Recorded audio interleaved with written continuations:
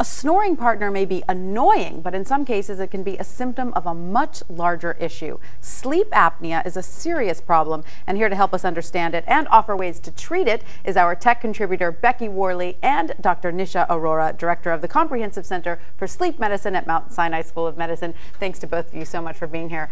Becky, I'm going to start with you because sleep apnea is something that you've seen in your family. It's really, we could be a case study. My mom is one of 8, and 7 of the 8 have had sleep apnea diagnoses, and we're pretty sure the 8th has it, but he just doesn't want to wear the mask. So when we have family reunions, everyone shows up with their CPAP machines, and when we all sleep in the same house, it sounds like there's a jet landing because there's CPAP machines everywhere. Wow. We're pretty sure that my grandfather passed away as a result of sleep apnea. We didn't know it at the time, but he fell asleep during the day, he fell asleep at the wheel, and he had the classic snoring with the stopping. Yes. The stopping of the breathing, and he died in his sleep. So it's clearly a very serious condition. And Dr. Arora, I'm wondering, looking at Becky's family, does this demonstrate that there's definitely a genetic component? There appears to be a genetic component. There are actually multiple issues that can lead to sleep apnea. Body habitus, male gender, middle age, but there is a genetic component that is underlying also. Who is most at risk? Middle-aged men who are overweight or obese. Really? Women start to approach the prevalence once they hit menopause. And what are the problems? I mean, where can it lead, sleep apnea? So there's been a lot of investigative research done that shows that sleep apnea untreated is associated with hypertension, cardiovascular morbidity, insulin resistance, strokes, and of course neurocognitive dysfunction. Then your oxygen level is falling during the night. You're having these repetitive awakenings, so by the morning you feel terrible. And do some people who suffer from it then fall asleep during the day? Absolutely. If you haven't had a good night's sleep, you're going to feel sleepy and tired during the day. Very scary. I knew someone who suffered from it who would fall asleep at the wheel, which is incredibly scary, obviously. Right. So you have some fantastic products. Becky, you brought these. Let's go through them and talk about what they do and what sort of cures are out there for people. Let's start with this CPAP pill. Well, I think a really important thing, and Dr. Arora will have lots of thoughts on these things too, but what I know about people and CPAP machines is they hate wearing them.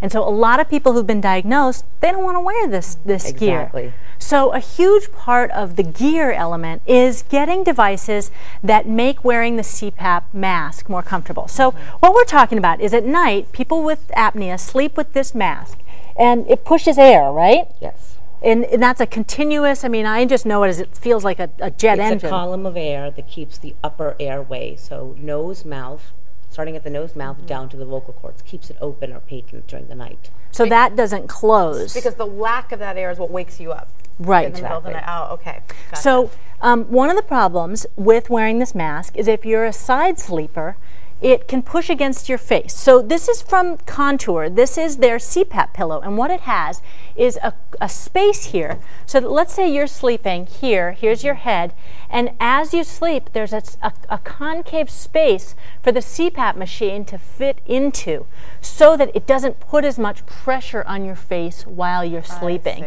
This is, that kind of contour foam here. So it's meant to be used with that, not alone. This is an accessory that hopefully for side sleepers makes it more comfortable for them to be able to wear the CPAP machine. I know there are members of my family who in their sleep rip the mask off. Exactly. Huge problem. Yeah. And Dr. Arora was telling me before the segment that there's been a lot of changes in the machines themselves. A lot of changes in the machines. The machines have gotten smarter in the sense that they can automatically adjust the pressure after sensing how much your airway is collapsing and give that exact amount of pressure, which is nice. So if you sleep on your back and you need more pressure on your back, but less on your side, the machine senses that and it gives it accordingly.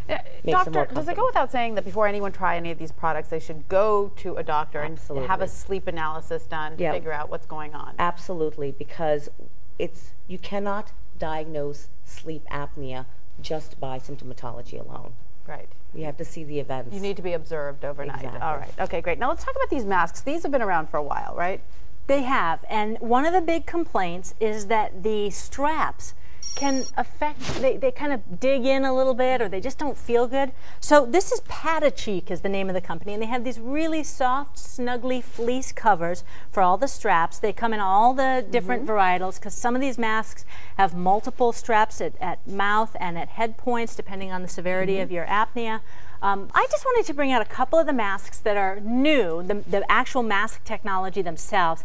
And this one really points to a trend that I hope we see, and I know my mom will corroborate this, because one of her complaints about her sleep apnea machine is how loud it is.